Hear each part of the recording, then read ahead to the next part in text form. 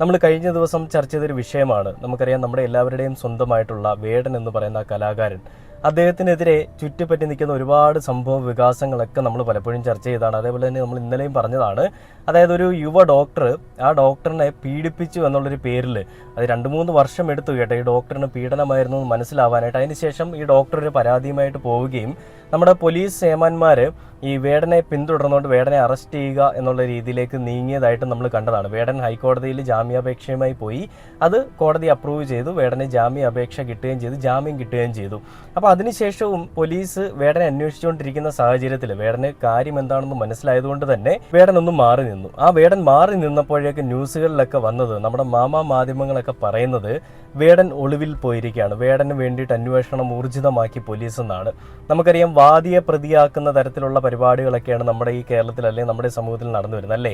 എന്ത് സംഭവിച്ചാലും ഇരയെന്ന് പറയപ്പെടുന്ന